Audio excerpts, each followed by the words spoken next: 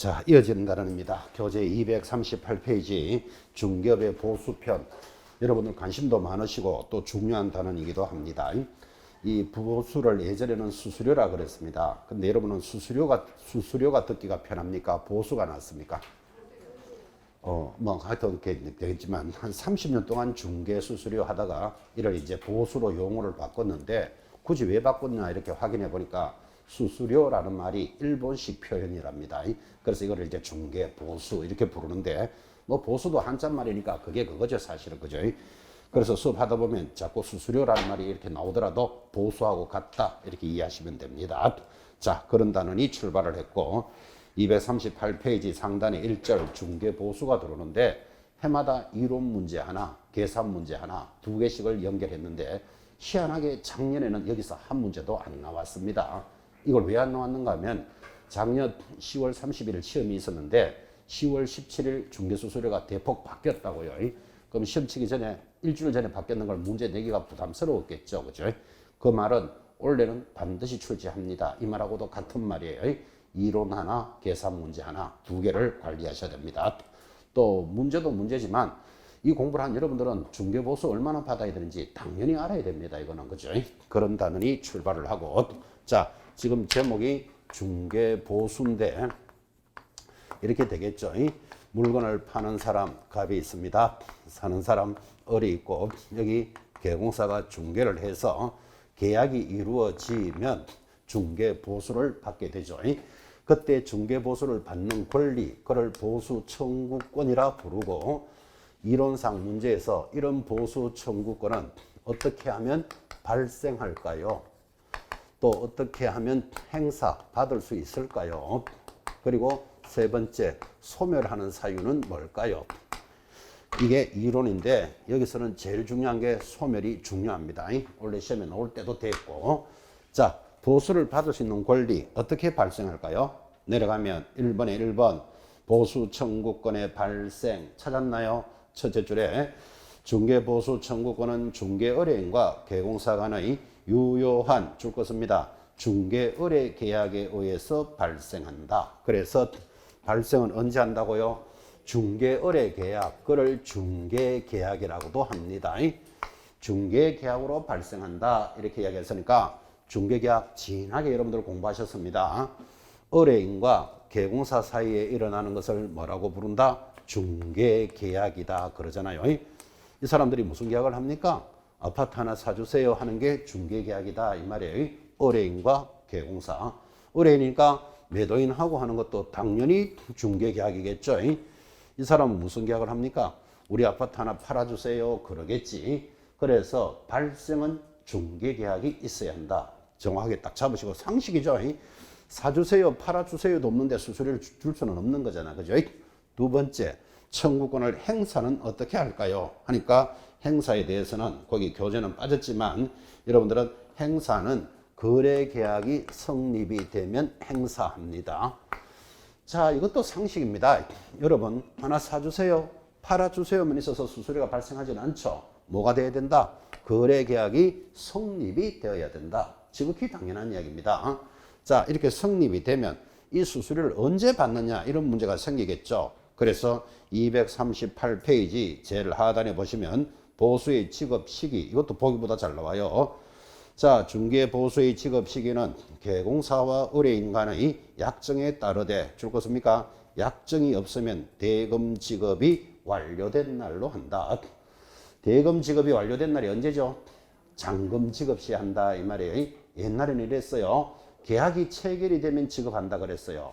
그럼 보통 계약이 체결되면 계약금을 주고 받잖아. 그죠?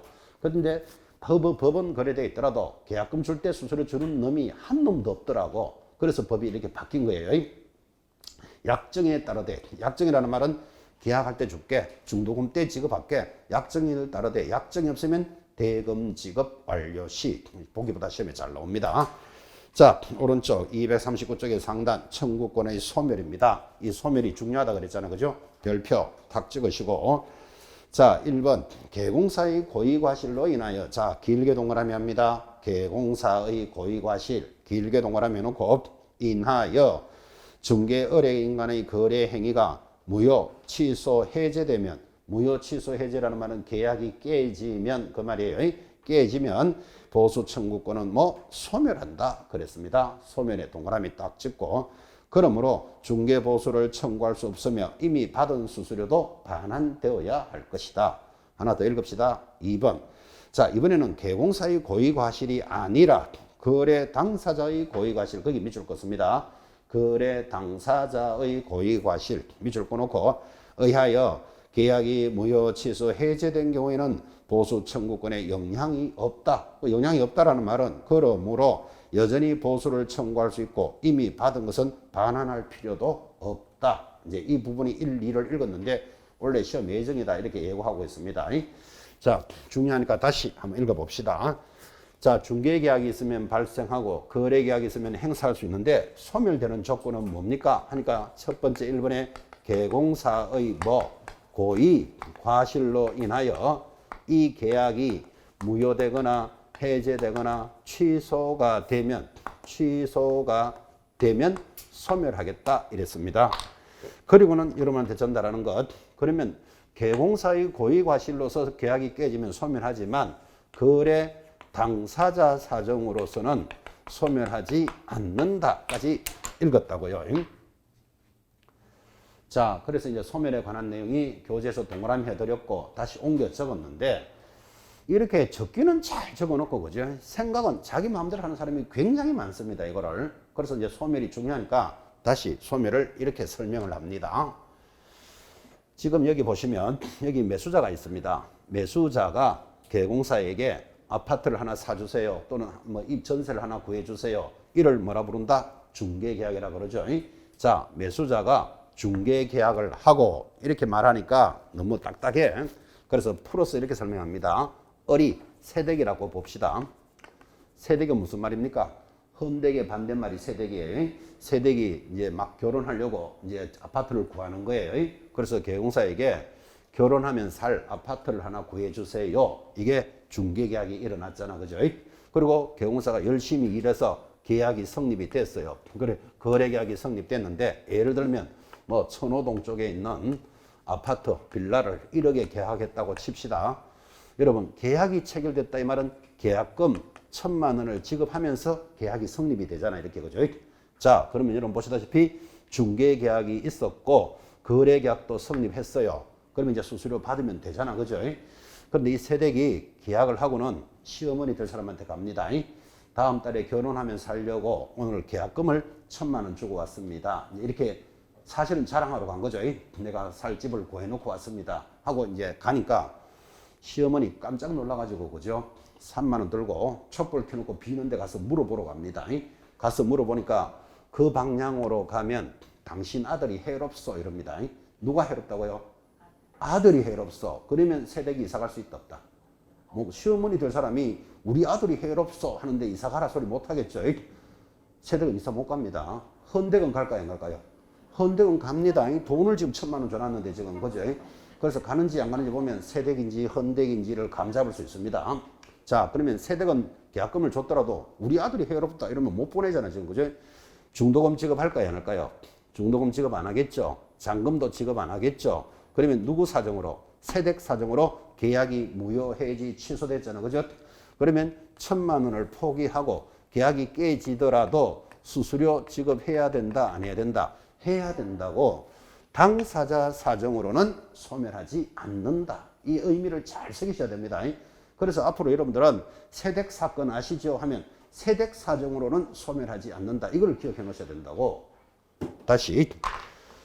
지금은 세댁 입장에서 재밌게 이야기한다고 했는데 이럴 수도 있잖아요. 매도인이 지금 이 아파트인지 빌라인지를 1억에 팔겠다고 계약금을 1,000만 원 받았는데 어떤 사람이 자기 물건을 2억에 팔아주겠다고 왔다면 여러분은 아니다. 계약한 대로 나는 1,000만 원에 팔 거야. 이렇게 할까요? 계약을 깰까요?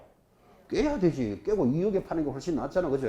그러면 깨고 받았던 1,000만 원에 2배를 물어주더라도 수수료는 지급해야 된다. 안 해야 된다? 해야 된다고 당사자 사정으로는 깨지더라도 소멸하지 않는다. 지금 이야기하고 있는 거예요. 근데 이야기는 재밌게 하지만 여러분이 세댁이라고 한번 생각해 봐요. 지금 계약금 1,000만 원 줬는데 자기 사정으로 계약이 깨졌잖아. 그죠? 1,000만 원 날리고도 수수료는 지급해야 된다면 여러분이 세대기면 지급하겠습니까? 지금 1,000만 원 날리고 왔는데, 그죠?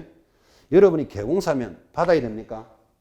받아야 돼요, 이때는, 그죠? 이때는 주기 싫지만 이건 받아야 되잖아요, 그죠? 이 법이라는 게 이런 양면의 칼을 가지고 있다고. 이쪽에서 보면 이렇고, 이쪽에 보면 이런 거예요. 그래서 받아야 되는데, 제가 이 세대기의 수수료 받아야 됩니다 하니까 주겠습니까? 이러는데, 안 주면 소송해야 되죠. 소송하면 100% 이기죠. 법에 이래 돼 있잖아. 개공사의 고의과실이 아닌 당사자 사정으로는 소멸하지 않는다고 법에 돼 있잖아. 명문이 돼 있잖아. 그죠? 그러니까 이런 상황이 생기거든. 여러분이 세대기에게 야, 좋은 말 할 때 수수료 가져와라 하고 받아놓고는 불쌍하거든. 돌려주든지 반만 주든지 하여튼 받아야 한다. 이 말을 기억해 놓으셔야 됩니다. 이렇게까지 소멸에 대해서 설명하는데 어떤 수험생은 아유 그거 받겠나요? 이러더라고요. 그래서 제가 원래 시험 되겠나요? 이랬는데 물었어요. 일단 자기 기준이 딱 박혀가지고 그죠? 이 정도로 좀 설명했어요. 세댁 사정으로는 소멸하지 않는다. 그죠? 자, 그럼 잘 들었는지 문제 출제했던 걸 한번 물어봅시다. 중개 계약이 있으면 발생하고 거래 계약이 있으면 행사할 수 있다까지 맞죠? 그런데 이 계약이 무효, 해제, 취소되면 소멸되는 사유이다. OX. X예요. 뭐가 빠졌다? 개공사의 고의과실이라는 말이 빠졌잖아. 그죠? 당사자 사정으로는 깨지더라도 소멸하지 않는다니까요. 그래서 여러분 교재 239페이지 지금 제일 상단에 1번 개공사의 고의과실을 길게 동그라미 했다고 이게 빠지면 털린다를 딱 찍은 거예요. 그래서 개공사가 잘못해서 계약이 깨졌다면 소멸하겠다. 그죠? 그 말은 세댁 사정으로는 소멸하지 않습니다. 이제 7, 8월 달쯤 되면 문제풀이 이런 거 수업할 때 이제 이 단원이 100% 나와요. 소멸이 중요하기 때문에. 그때 여러분 세댁 사정 아시지요? 하면 아, 세댁 사정은 소멸하지 않는다. 이걸 기억하셔야 되는데 헌되게 반대말 개사고 이런 거는 몰라도 된다고 지금. 그죠? 그래서 누구 사정으로 소멸한다라는 의식을 하셔야 됩니다. 자, 그래서 발생, 행사, 소멸을 보셨다면 이제 수수료는 얼마를 줍니까? 범위. 얼마를 주길래 이렇게 말이 많을까요? 그래서 수수료 계산 그 부분을 좀 이따 하고 범위부터 한번 봅시다.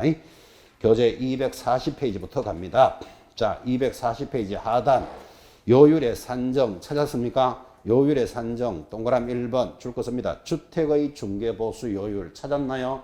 주택의 보수 요율 밑줄 딱 긋고 자, 오른쪽 241페이지 상단에 2번 주택 외의 보수의 요율 밑줄 긋고 자, 그럼 법에 이렇게 되어 있습니다. 수수료 보수 청구권의 범위는 어떻게 되느냐 하니까 1번 지금 체크하셨죠? 주택은 이렇게 받고 2번 주택 외에는 이렇게 받겠다. 이렇게 줄을 딱 긋습니다. 자, 물어봅니다. 주택이 뭘까요? 주택이 뭘까요? 아파트, 빌라, 원룸 이런 것들이 주택이죠.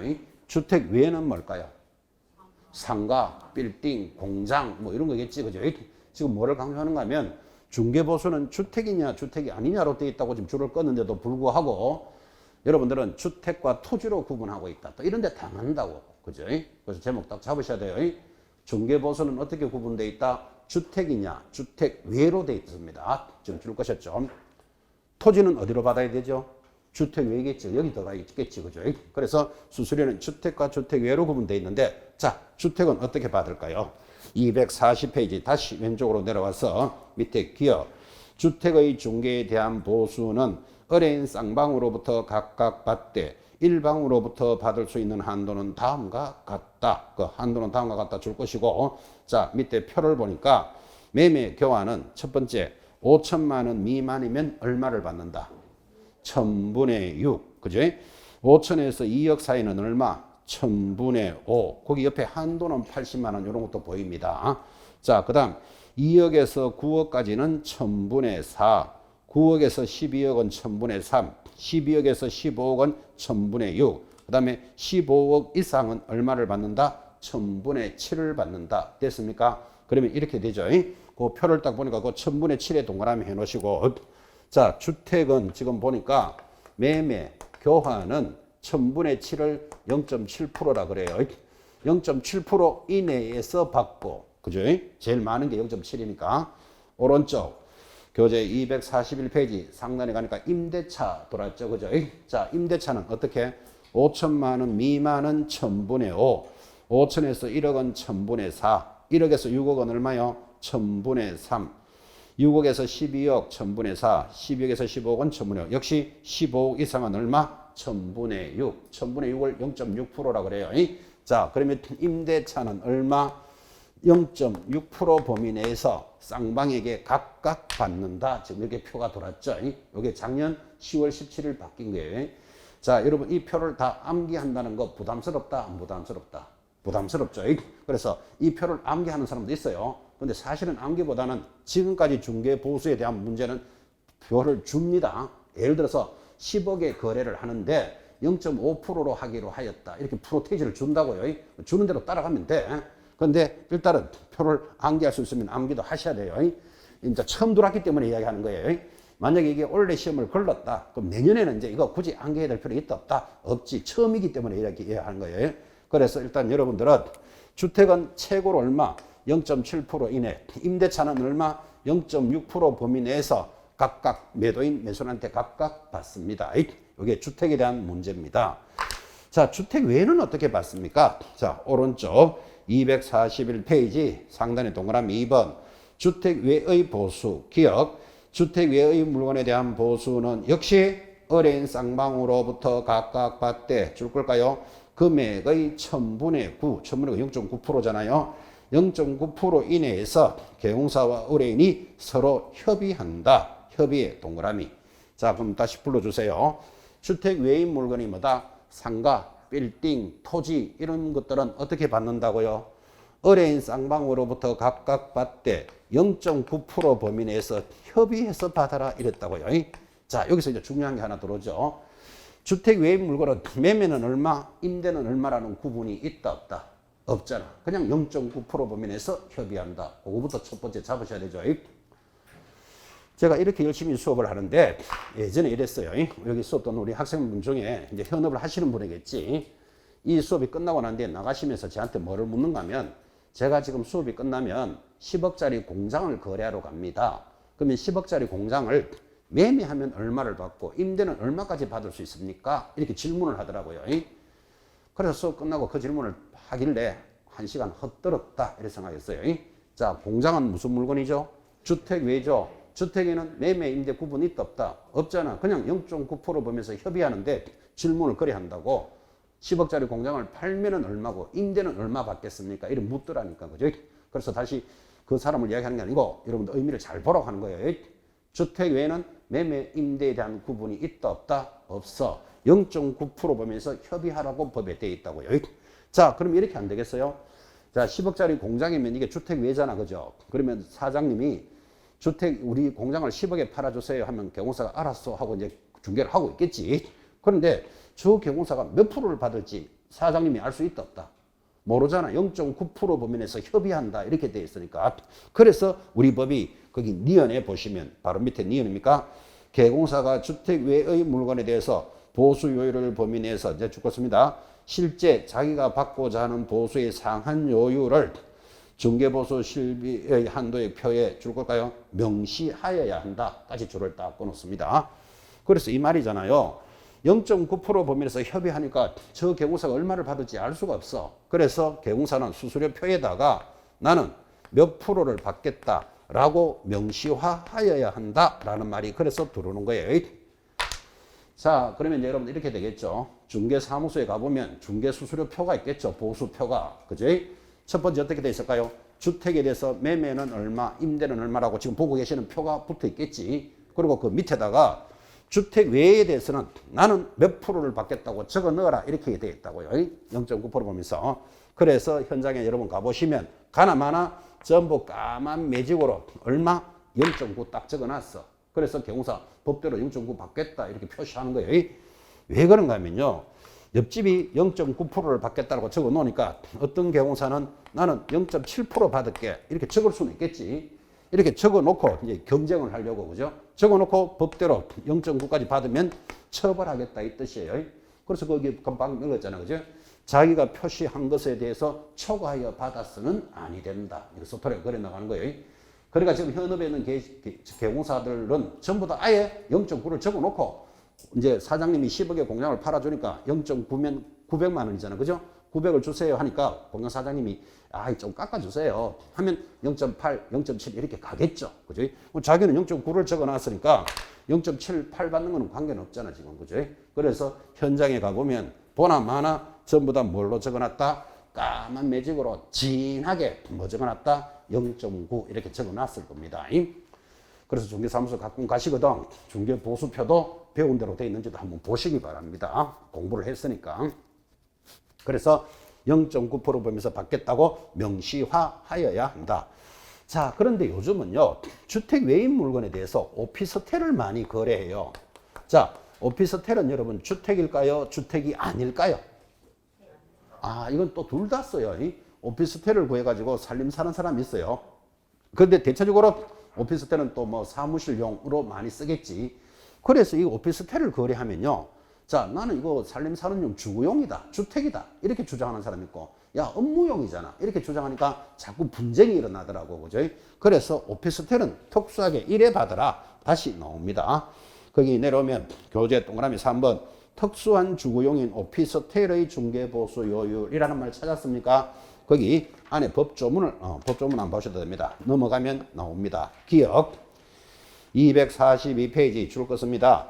전용 면적이 얼마? 85제곱 이하. 거기 동그라미. 85제곱이 25평이에요. 85제곱 이하이고, 줄 한번 꺼보세요. 상하수도 시설이 갖추어진 전용 입식 부엌, 전용 수세식 화장실, 목욕 시설까지만 줄 겁시다. 그래서 전용 화장실, 입식 부엌 등이 있으면 이거는 주택으로 봅니다. 그래서 넷째 줄에 일방의 한도는 매매 교환의 경우에는 찾았나요? 매매 교환은 얼마? 1000분의 5. 1000분의 5가 0.5% 이내에서 협의하고, 바로 옆에 임대차의 경우에는, 자, 임대차 줄 닦고 놓고 밑에 얼마? 1000분의 4. 1000분의 4가 얼마죠? 0.4%를 받습니다. 그 다음에 니은, 전용 면적이 85제곱을 초과하거나 전용 입식부엌, 수세식 화장실이 없으면 이제 제일 밑에 0.9%, 그러니까 주택 외로 보겠다 이런 뜻이죠. 자, 지금 읽었는 거 다시 한번 적어볼까요? 주택 외인 물건은 0.9% 부면에서 자기들끼리 협의하면 되는데 오피스텔을 거래하더라니까요. 그럼 오피스텔은 주택도 됐다가 업무용도 됐다가 이렇게 되니까 이걸 어떻게 하느냐 하니까 법을 만들었어. 85제곱미터 이하이고 전용 수세식 화장실 부엌이 있다면, 이 말이 나오면 이거는 주택으로 보겠다는 뜻이에요. 주택으로 보니까 매매는 얼마? 0.5%, 임대는 얼마? 0.4%를 받는데, 이제 85제곱을 넘거나 전용 수세식 화장실 없으면 이거는 얼마로 간다? 상가로 봐가지고 0.9% 부면에서 협의하라, 지금 이 말이에요. 그래서 요 오피스텔은 하나 기억해놔야 되겠죠. 자, 첫 번째 조건이 뭐다? 85제곱미터 이하이고 전용 수세식 화장실 입식 부엌이 있으면 매매는 얼마? 0.5%. 왜 0.5일까요? 오피스텔이니까 이렇게 기억해요. 그래서 매매는 0.5%. 이 0.5를 잡아야 임대 0.4를 찾아낸다고 여러분들이. 자, 매매는 얼마? 0.5%. 왜 0.5죠? 오피스텔이니까. 그렇게 기억하라고. 0.5. 그죠? 그럼 임대는 얼마? 0.4%. 그 다음 85제곱을 넘거나 전용 수세식 화장실이 없으면 이거는 업무용으로 봐가지고 0.9% 부면에서 자기들끼리 협의를 합니다. 자, 그렇게 해서 이제 중개보수의 범위가 나타났고, 여기 원래 처음 들어왔습니다. 그래서 조금 까칠하지만 그 표를 좀 익히셔야 됩니다. 주택 외나 오피스텔은 괜찮은데 주택은 그 표가 양이 많잖아, 지금 거기에. 그죠? 그 표를 의미 있게 보도록 하고.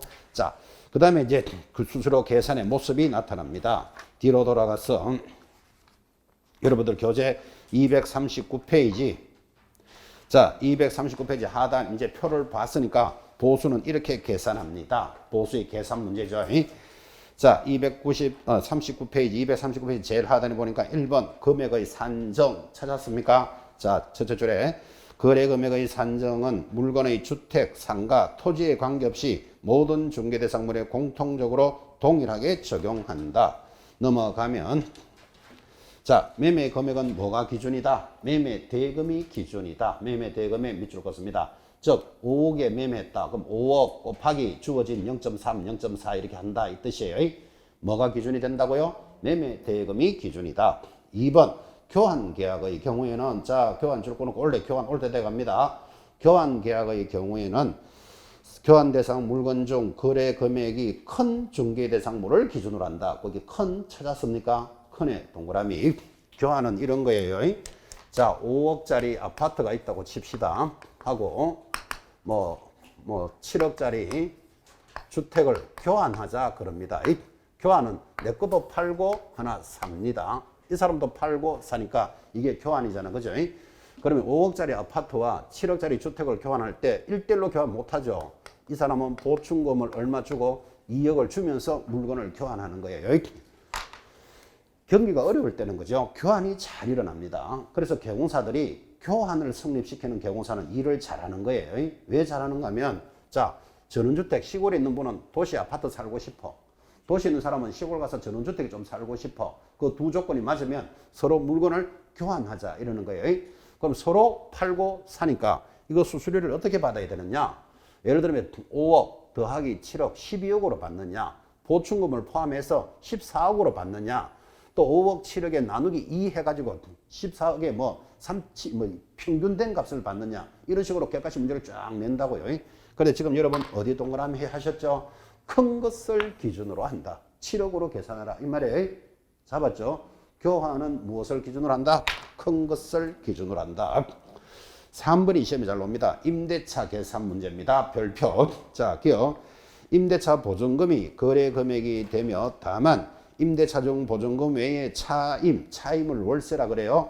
월세가 있으면 월 단위 차임액에다가 얼마? 100을 곱한 금액으로 계산하는데 밑에 니은도 중요합니다. 다만 그 합산 금액이 5천만 원 미만이면 월 단위 차임액에다가 얼마? 70을 곱한 금액으로 계산합니다. 자, 이 말은 계산을 한번 해보는 게 좋죠. 밖에 나가니까 보증금 1,000만 원에 조그마한 물건이겠죠. 월세를 30만 원이고 2년간 계약을 했다. 이렇게 계약했을 때 이거 수수료 계산 해보세요. 이렇게 나온다고요. 보증금 얼마? 1,000만 원에 월세 얼마? 30만 원. 그리고 2년을 계약했다. 수수료 계산하시오. 하면 지금 읽었는 게 뭐죠? 보증금 1,000 더하기 월세 얼마? 30만 원 곱하기 100으로 해라. 이 말이에요. 여기서 여러분이 배울 수 있는 거 기간 이런 것들은 전혀 계산에 들어오지 않습니다. 이 함정 문제입니다. 기간 계산하지 않는다. 권리금 계산하지 않는다. 예를 들어서 관리비는 평당 얼마로 하고 이거 전부 다 계산하지 않습니다. 그래서 이런 것들은 계산 안 하니까 보증금 더하기 월세 곱하기 100으로 계산합니다. 자, 그렇게 하니까 30만 원 곱하기 100 얼마? 3천. 합이 4천이 나왔죠. 5천이 안 되네. 안 되면 한 번 더 하라. 30만 원 곱하기 얼마? 70으로 합니다. 그러면 37, 21, 1000이니까 3,100만 원으로 계산해라. 지금 법조문을 읽은 거예요. 자, 월세와 보증금이 있으면 보증금 더하기 월세 곱하기 무조건 100 합니다. 얼마가 나올 줄 모르니까. 근데 5천이 안 되면 한 번 더 해준다고요. 월세 곱하기 얼마로 간다? 70으로 간다. 그러니까 합이 5천만 안 되면 좀 깎아주는 형태가 되죠. 여기까지를 익히셔야 됩니다. 임대차는 계산 잘 들어옵니다. 그 다음 이어지는 동그라미 4번 분양권을 거래했다. 자, 그러면 분양권 거래하면 수수료는 어떻게 받아야 되느냐라는 문제가 생겨요. 자, 분양권은 거래 당사자가 거래 당시에 수수하게 되는 총대금에 동그라미 하셔야 돼요. 거래 금액으로 하되 이는 통상 건설회사에서 지금부터 줄 것입니다. 납입한 기납입 금액에다가 프리미엄을 합산한 금액으로 계산해라. 그죠? 줄 것이었습니까? 자, 이것도 한번 물어봅시다. 여러분, 아파트 분양받아 봤습니까? 자, 여기 아파트가 있는데 내가 이걸 5억에 분양받았다. 여러분, 아파트를 5억에 분양받았다면 지금 아파트 물건은 있다, 없다? 물건은 없다는 거 이해합니까? 지금 5억에 분양받으면 물건은 언제 생기죠? 한 3년쯤 지나야 다 짓잖아, 지금. 그죠?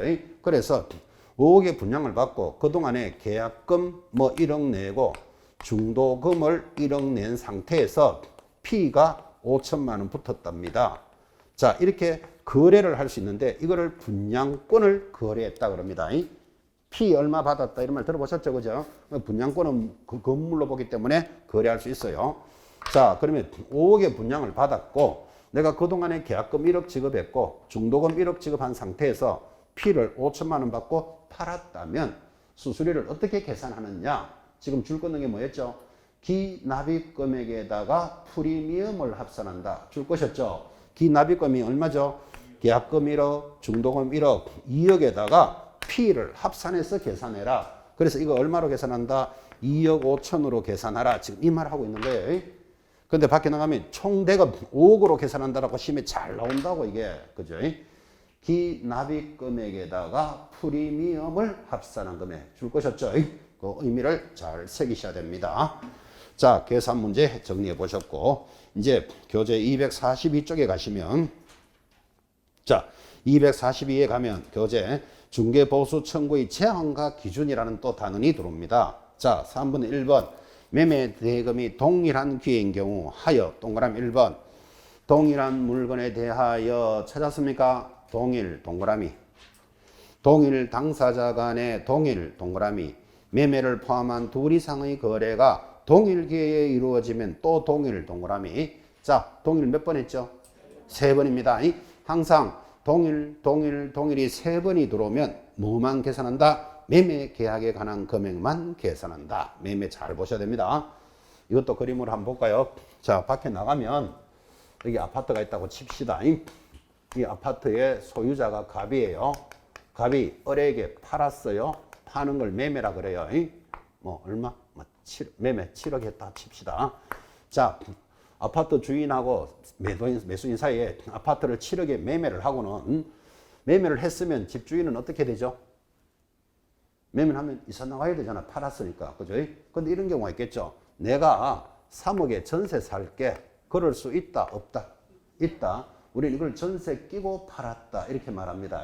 그래서 자, 동일한 물건에 대하여 동일한 당사자들이 동일한 기회에 매매도 일어나고 임대도 일어났어. 그러면 개공사는 매매계약서 하나 적었겠죠. 임대차 계약서도 적었겠죠. 2개를 적었지만 뭐만 받아라? 매매만 받아라. 지금 이 말 하는 거예요. 그래서 항상 문제가 동일이 3번이 들어와야 돼. 그러면 매매만 받는데 설적 하나를 뺀다니까요. 그러면 매매, 임대 2개 다 받을 수 있겠죠. 그리고 그 개념을 익히셔야 됩니다. 그 말이 바로 밑에 붙어 있죠. 동그라미 2번 그러므로 만약 동일 물건에 대해서 동일 당사자 간에 매매와 임대차가 동시에 체결된 경우 개공사는 매매에 대한 보수만 받을 수 있고 임대차에 대한 보수는 받을 수 없다. 그래서 동일이 3번 붙으면 매매만 계산합니다. 계산 문제도 출제도 된 바도 있습니다. 자, 바로 밑에 2번 복합 용도인 경우는 어떻게 하느냐. 여러분 밖에 나가면 주상 복합 건물 이런 말 들어봤습니까? 자, 복합 건물은 어떻게 받아야 되느냐 하니까 2번의 첫째 줄 주상 복합 건물처럼 주상 복합이라고 그랬죠. 복합 용도로 쓰이는 건물의 경우에는 전체 면적 중에 주택의 면적이 줄 것입니다. 2분의 1 이상 거기 줄 것이야 돼요. 이상인 경우에는 주택에 관한 규정을 준용한다. 주택 동그라미. 그리고 바로 밑에 전체 면적 중 주택의 면적이 2분의 1 미만인 경우에는 주택 외의 물건으로 정합니다. 자, 이것도 이런 이야기죠. 여러분 밖에 나가면요. 이런 물건 많아요. 자, 1층이 상가예요. 1층 상가. 2층은 집주인이 사는 주택이에요. 자, 주상 복합 건물이잖아. 그죠? 이거를 거래했다. 그럼 이걸 주택으로 보느냐 상가로 보느냐에 따라서 가격이 확 달라져요. 이게. 주택이냐 상가에 대해서 가격이 달라진다니까요. 일단 7억으로 이 물건을 사고 팔았다고 쳐봐요. 주택이면 거기 표 한번 볼 필요 있죠. 자, 뒤로 돌아가서 교재 240페이지. 자, 240페이지 하단에 매매 교환에 7억이면 얼마죠?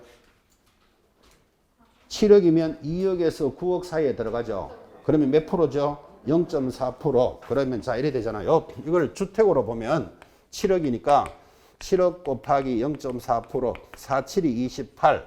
둘 다 받으면 얼마? 28이 16, 560만 원을 받을 수 있겠지. 주택이라면. 근데 이거를 주택 외로 보면, 자, 주택과 상가가 같이 있으니까 주택 외로 보면, 주택 외는 어떻게 돼 있죠? 0.9% 보면서 자기들이 협의하잖아, 지금. 그죠? 그러면 같은 7억이라도 0.9%를 하면 7, 9, 63, 630만 원. 둘 다 받으면 1260만 원이 되잖아요. 자, 봐요. 그러니까 똑같은 가격 7억으로 거래했는데 주택으로 보면 560만 원, 주택 외로 보면 1260만 원. 차이가 얼마나 커요. 그러니까 개공사는 야 주택 상가 있으니까 이거는 주택 외로 받아야 된다. 개공사는 그럴 거고 파는 사람은 내 집 팔았는데 왜 주택으로 해야지 이러면 분쟁이 생기잖아요. 이게 그죠? 그래서 지금 줄 거 드렸죠. 주택 부분이 얼마 2분의 1 이상이면 주택으로 본다. 지금 이렇게 법을 정했다고요. 자, 그럼 주택 부분이 2분의 1 이상이라는 말은 2분의 1을 포함했잖아, 지금. 그죠? 그래서 그림을 이렇게 쫙 그려주잖아요. 2분의 1을 초과하면 2분의 1을 초과는 2분의 1이 안 들어가잖아, 지금. 그죠? 항상 그림을 이렇게 딱 그린다는 걸 잘 보셔야 돼요. 2분의 1 이상이면 주택으로 본다. 자, 그럼 문제 냅시다. 1층이 상가예요, 1층. 2층도 상가예요. 3층이 주택이다. 3계층이다, 이 말이에요. 이건 무슨 물건일까요? 아이고, 1층 상가, 2층 상가, 3층 주택이면 제 보나 마나 상가로 보면 되죠. 다시 1층 상가, 2층이 주택, 3층이 주택이다. 그럼 이건 무슨 물건일까요? 보나 마나 주택이지, 그죠? 이런 거는 문제 안 내요. 수험생들이 알기 때문에 뭐라고 내는가 하면 주택과 상가가 같으면 뭘까요? 요래 묻는다고. 주택과 상가가 같으면 뭘까요? 그래, 주택이잖아. 2분의 1을 포함하고 있잖아요, 그지? 그래서 이 그림을 그리는 이 내용을 자꾸 보셔야 돼요. 이게 작은 차이 한 문제씩 날아다닌다니까, 지금, 그죠? 그래서 주택 부분이 2분의 1 이상이면 주택으로 본다. 그죠? 예전에, 그죠? 한 4년 전입니다. 이 문제를 얼마나 모질게 내는지, 계산 문제를. 여러분, 수수료 계산 문제는 쉽습니다. 절대 계산 문제는 안 어려운데, 문제가 어렵습니다. 문제가. 이거를 두 사람한테 다 받는 건지, 한 사람한테 받는 건지, 그죠? 이런 것들이 어려운데, 예전에 이렇게 문제 한번 나왔어요. 주택 부분이 3분의 1인 물건으로서 이렇게 나와요. 그럼 주택이 3분의 1이면 이거는 주택이 아니라는 뜻이잖아요, 이게. 그죠? 그러면 상가로 가니까 상가는 자동으로 얼마로 계산해야 된다? 0.9%를 딱 찍어야 되는데, 주택이 3분의 1인 물건으로서 해놓고는 밑에다가 뭐를 넣는가 하면, 뭐 1억에서 5억 사이는 0.2%, 이게 조례가 이렇습니다. 이게 주택표를 딱 갖다 붙여 놓는다고. 그래서 문제 푸는 사람이 그 주택표를 보고 계산하면 무조건 그 문제 틀리는 거예요. 그 함정이 얼마나 세요? 문제가 뭐라고 나왔다고요? 주택 부분이 3분의 1인 물건으로서 하면 이건 상가를 계산해야 되는데 밑에다 주택표를 딱 갖다 놓는다고. 그 주택표를 계산하면 날아간다 이 말이에요. 아주 모질게 내서 4년 전에. 그죠? 그래서 여러분 이거 기억해 놓으셔야 돼요. 주택이 2분의 1 이상이면 주택으로 본다. 그래서 그런 문제도 또 한번 훈련도 한번 해보셔야 돼요. 한번 당해봐야 또 느낌도 가질 거예요. 앞으로 할 거예요. 자, 그렇게 해서 복합 용도를 보셨다면 이제 드디어 또 3번 한번 내려가 봅시다. 별표입니다. 중개사무소 소재지를 기준으로 한다. 거기 동그라미 해놓고 자, 주택의 경우인데 기억 1번 중개대상물의 소재지와 사무소 소재지가 만약에 다르다면 줄 것입니까? 중개사무소 소재지를 관할하는 시도 조례에 따라야 된다. 그래서 사무소가 있는 곳을 기준으로 합니다. 바로 밑에 동그라미 2번 법인인 개공사의 분사무소에서 자 분사무소 줄 것이고 분사무소에서 중개가 이루어진 경우에는 분사무소 소재지를 관할하는 시도 조례를 따른다. 자, 이 문제가 나올 때마다 사례 문제를 묻습니다. 서울 강남에 가면요. 서울시 강남에 역삼동이 있고 거기 중개사무소를 가지고 있습니다. 사무소가 어디 있다고요? 강남 역삼동에 있고 아파트는 대전광역시 뭐 예를 들어서 유성구에 물건이 있다고 칩시다. 아파트가. 자, 그러면 서울에 있는 개공사 대전에 있는 아파트 거래할 수 있다? 없다? 당연한 거 있지. 공인중개사는 업무 지역이 전국이잖아 지금. 그죠? 자, 그러면 사무소와 물건이 있는 곳이 다르니까 어디를 기준으로 받아야 되느냐 이런 문제가 생기더라고.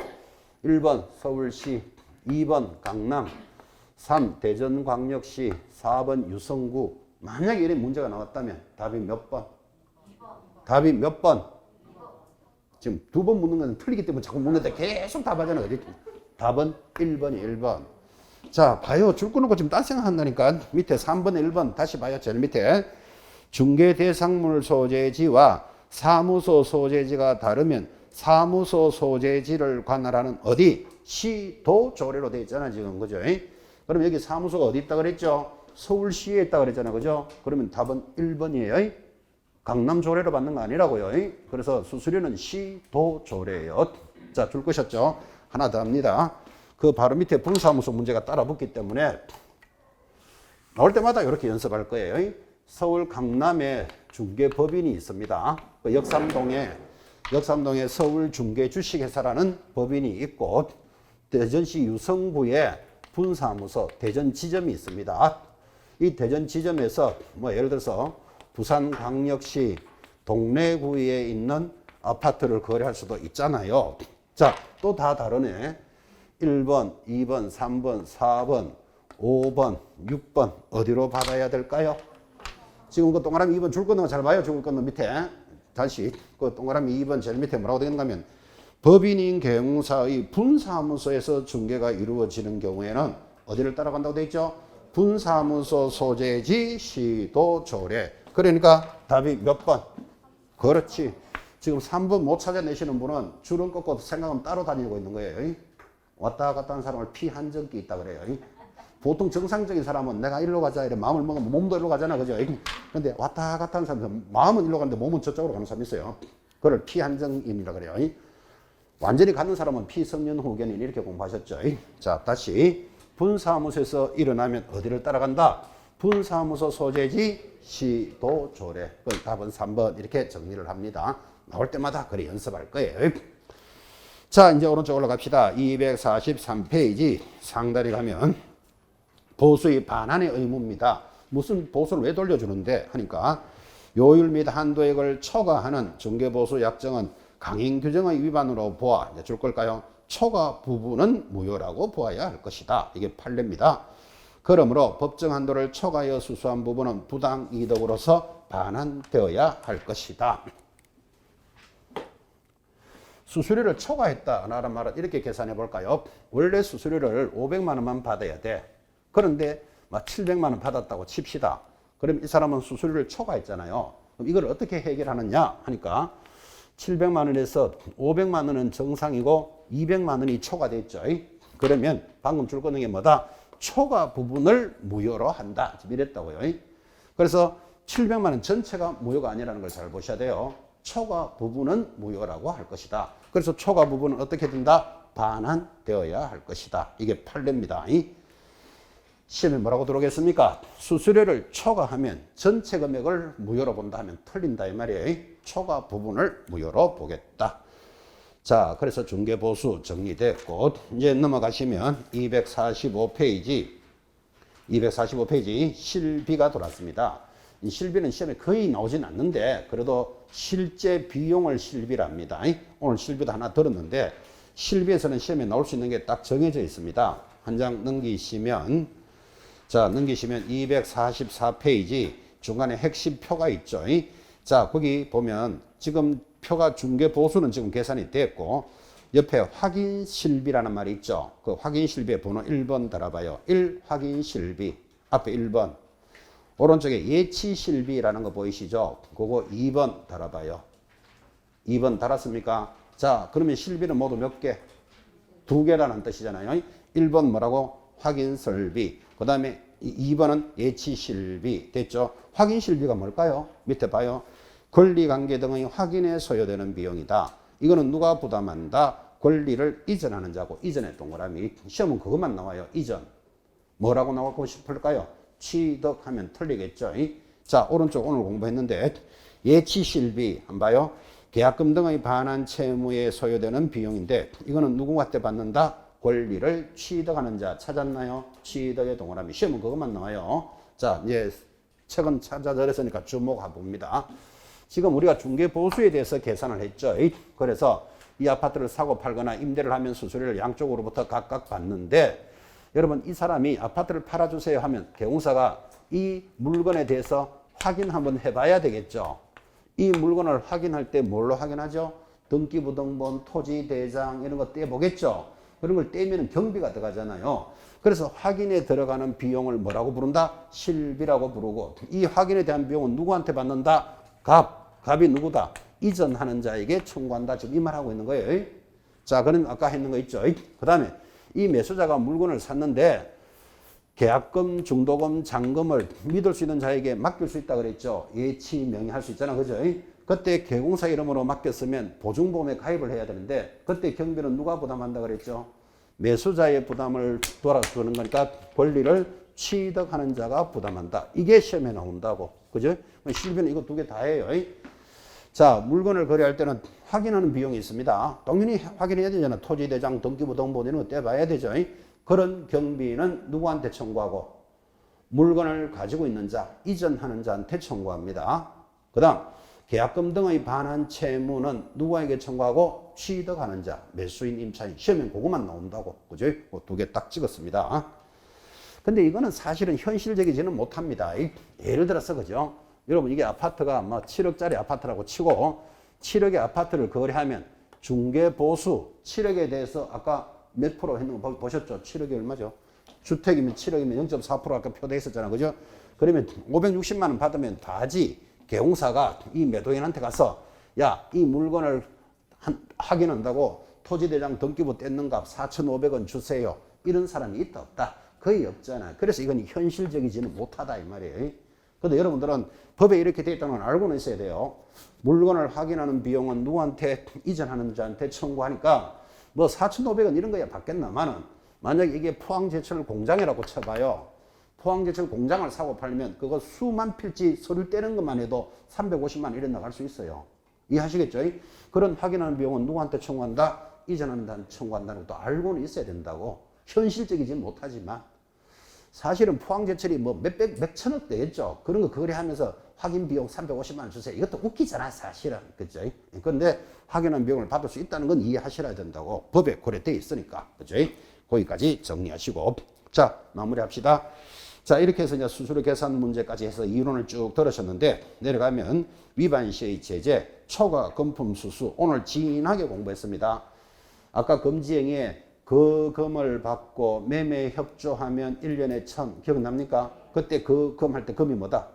초과 금품은 1년에 1,000 했잖아. 그리고 그게 좀 연결돼 있잖아요. 초과 금품은 금지 행위로서 제일 밑에 줄 거예요. 얼마? 1년 징역 1,000만 원 벌금에 해당한다. 자, 그 다음에 이제 오른쪽 247페이지 상단에 가니까 중개보수 요율표를 게시해야 된다. 거기 게시에 동그라미. 자, 여러분들 약국이나 병원에 가보니까 의사 자격증, 약사 면허증 걸어놨는 거 봤습니까? 그거 왜 걸어놓죠? 약사 자격증, 의사 면허증 1번 자랑하려고, 2번 법대로 하려고. 답이 몇 번? 법에서 걸으라 하니까 거는 거잖아. 그게 그죠? 여러분 만약에 약사 자격이 없는 사람이 약을 짓는다. 이게 심각하잖아 지금. 그죠? 어떤 약사는 약을 얼마나 잘 짓는지. 그죠? 감기약에다 농약, 쥐약 섞어서 막 쥐줘봐요. 어떻게 되는지. 의사 자격이 없는 사람이 수술을 한다. 여러분 끔찍하다는 느낌 오죠 지금. 그래서 그런 자격이 있는 걸 걸어놓고 영업하라고 의사 자격증, 의사 면허증 거는 거예요. 자, 그렇듯이 우리 중개사무소에도 수수료표를 걸어놓고 영업하라고 돼 있다고. 그래서 오른쪽에 올라가니까 수수료 요율표를 게시해야 되는데 이거 위반하면 셋째 줄에 뭐라고 돼 있습니까? 100만 원짜리 과태료예요. 나중에 이제 게시하면서 전부 다 따라갈 거예요. 그래서 어떤 중개사무소에도 가보면 수수료표, 보수표 붙여놨겠죠. 위반하면 100만 원짜리 과태료입니다. 다 했습니다. 제재까지. 그렇게 해서 오늘 단원을 여기까지 마무리합시다. 다음 주 수업 예고하겠습니다. 한 장 넘기시면 254페이지를 살짝 봅니다. 자, 254페이지 보니까 개공사 간의 상호협력편이라고 되어 있죠. 그리고 출발하는 게 부동산 거래 정보망인데 컴퓨터를 통해서 중개를 할 수 있는 시스템 이렇게 출발을 할 겁니다. 재밌겠죠? 컴퓨터망을 통해서 부동산을 거래하는 걸 거래 정보망이라 그래요. 다음 주에 여기서부터 출발하겠습니다. 오늘 여기까지 마무리합니다. 대단히 수고하셨습니다. 다음 주에 뵙겠습니다.